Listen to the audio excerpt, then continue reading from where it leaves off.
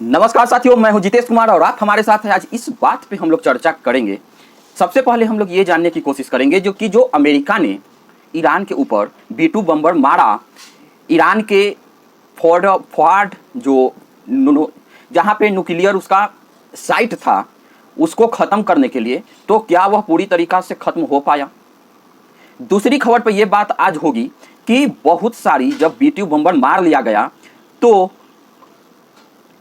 Iran की ओर से भी बहुत सारी बातें को बताया गया कि हमने पहले ही 400 किलोग्राम जो न्यूक्लियर इंक्रीजमेंट था या जो न्यूक्लियर था मटेरियल था यूरेनियम, हमने उसको निकाल दिया। उस पर भी आज हम सभी लोग डिस्कस करेंगे। और तीसरी बात इस पे डिस्कस हम करेंगे कि क्या अमेरिका के दबाव में ईरान और इजराइल के बीच में सीज फायर हो गया है क्या। तो नमस्कार दोस्तों, देखिए होता कुछ यूं है कि जब अमेरिका के द्वारा B-2 बम्बर किया जाता है तो सैटेलाइट के माध्यम से हम सभी लोग देख रहे हैं कि B-2 बम्बर से हमला होता है। B-2 बम्बर वही होता है जो जमीन से बहुत नीचे जाकर लगभग 100 फीट नीचे जाकर वह ब्लास्ट होता है, और ब्लास्ट होने के बाद इसीलिए उसको बंकर बस्टर बम भी बोला जाता है। बंकर बस्टर बम जब नीचे जाकर ब्लास्ट करता है तो वह कहाँ करता है, वह नीचे जाता है जहाँ पे जैसे मिट्टी हो या RCC रेनफोर्समेंट कंक्रीट सीमेंट, कहने का मतलब है जैसे बिल्डिंग का जो छत होता है उस पे उतना नीचे जा सकता है। RCC में जाना और एक जो प्राकृतिक चट्टान है, पहाड़ है, उसके नीचे जाकर B-2 उसको ब्लास्ट करना, इन दोनों में बहुत ज़्यादा डिफरेंस होगी। डिफरेंस अगर हम सभी लोग फिजिक्स के नियम से थोड़ी बहुत देखें तो ऊपर से वेलोसिटी के साथ तो आएगी, लेकिन जब चट्टान से वह टकराते जाएगी उसका क्या होगा, काइनेटिक एनर्जी खत्म होते जाएगा। जैसे ही काइनेटिक एनर्जी ज़्यादा खत्म होगा तो वह ज़्यादा नीचे तक पेनिट्रेट नहीं कर पाएगा या ज़्यादा नीचे तक नहीं जा पाएगा। इसका मतलब ये हुआ कि बम गिरता तो है सही, लेकिन मान के चलिए कि जमीन से ईरान का 90 फीट भी नीचे है वह साइट, तो वहां तक तो अगर पहुंच जाता है बम, वहां ब्लास्ट होता है, लेकिन फिर भी पूरी तरीका से उस चीज को खत्म नहीं कर पाता है। क्यों नहीं कर पाता है, इसके बारे में हम सभी लोग जानने की कोशिश करेंगे। देखिए होता क्या है कि नहीं करने के पीछे का कारण यह है कि हम एक सैटेलाइट जो फिगर है उस फिगर के माध्यम से देख पा रहे होंगे कि यहाँ पर हाफ जो टल्ला है उसका क्या है, बहुत सारा ट्रक लगा हुआ है। अब हाफ डल्ला वाला जो ट्रक है उसमें बहुत सारा ट्रक है और क्या दिखाई पड़ रहा है कि उसमें मिट्टी है, बालू है। तो इतना सारा मिट्टी और बालू, लगभग 60 से 70 ट्रक में मिट्टी और बालू पहाड़ के बीच में क्या करने आया होगा। हम थोड़ी सी और जब उसको रिसर्च करने की कोशिश करते हैं तो पता चलता है कि जहां जो पहाड़ का एरिया है, सैटेलाइट के माध्यम से इस पिक्चर में देखिए, इसके बगल में जो सपोर्ट के लिए एक बिल्डिंग खड़ा है, यहां से ही अंदर एंट्रेंस द्वार है। अब वहां के अंदर अगर हम मान के चलिए कि 60 फीट नीचे जाकर जितने भी साइट हैं उन सभी के साइट पे मिट्टी का पूरा बम्बार मचा दें, ठीक है। मिट्टी का हम अगर पूरी तरीका से एंट्रेंस ही ब्लॉक कर देंगे तो, क्योंकि वह परमाणु साइट है, नीचे भी छोटा एरिया में होगा नहीं, बहुत बड़ा एरिया में फैला हुआ होगा। अब फैला हुआ होगा और एंट्रेंस पे बहुत सारा क्या होगा, मिट्टी होगा। जब एंट्रेंस तक वह बम पहुंचेगा और बम फटेगा तो अगर जैसे ही नीचे जाकर बम फटता है, होता फिर क्या है कि जो इतना सारा मिट्टी का मलबा डाला गया था वह उसको, जो बम का जो कैपेबल है, वह उतना उसको नुकसान नहीं पहुंचा पाता है। कहने का अर्थ ये है कि बम मारा तो सही जाता है, लेकिन जिस पर्पज के लिए मारा जाता है वह पर्पज शायद पूरी तरीका से कामयाब नहीं हो पाता है।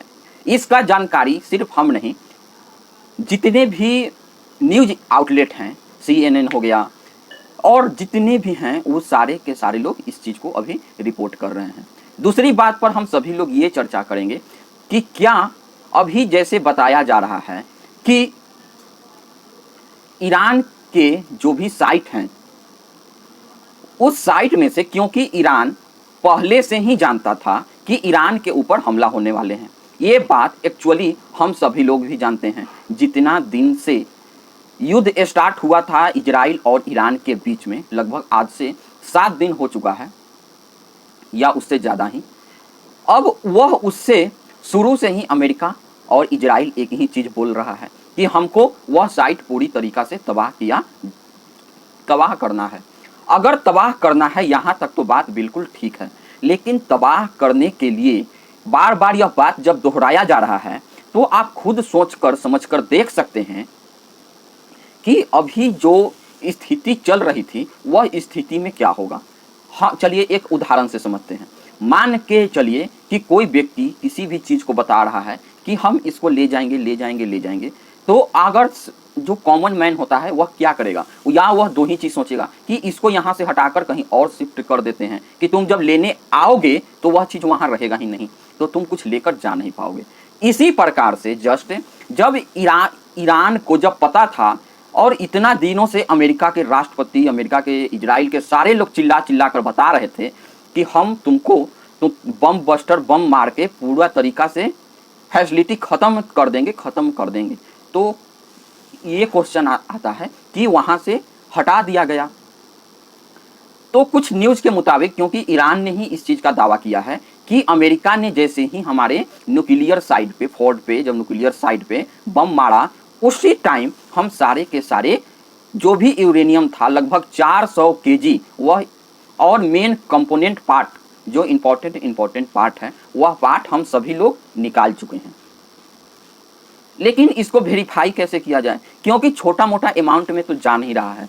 दावा किया जा रहा है 400 केजी, ठीक है। अब 400 केजी ले जाने के लिए वो भी हम कैसे जानते हैं, जो भी यूरेनियम होता है वह लिक्विड स्थिति में होता है, ठीक है। जिस टाइम उसको इंक्रीज करने के लिए मशीन में डाला जाता है, जैसे आप एक चीज़ से समझने की कोशिश कीजिए कि हमारे घर पे जैसे मट्ठा निकालने के लिए, दही से मट्ठा बनाने के लिए उसको बार बार जो महा जाता था, महते एक टाइम ऐसा आता है कि उसमें से जो मेन जो मक्खन होता है वह अलग हो जाता है, और जो मक्खन के बिना वाला चीज़ होता है मट्ठा, वह अलग हो जाता है। तो उसी प्रकार से जो लिक्विड यूरेनियम है उसको क्या किया जाता है, बार बार उसको घुमाया जाता है एक निश्चित घुमावदार स्थिति पे।